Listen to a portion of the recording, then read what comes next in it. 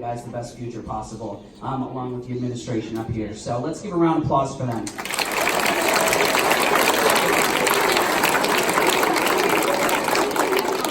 So here's where we come in. In conjunction with Adopt a Classroom, we have picked Sherman Elementary to make a donation to the teachers, to the community, so you guys can get supplies for the school and things that you need to keep growing our future leaders. So Brad, George, if you guys could please flip that. We are donating $10,000 to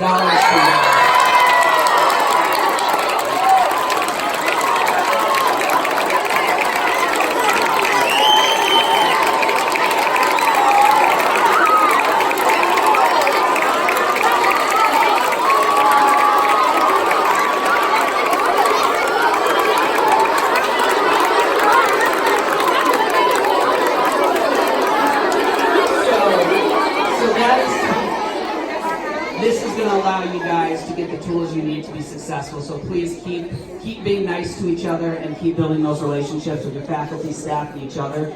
We're super proud of you guys, and we just want to see you guys succeed. So thank you.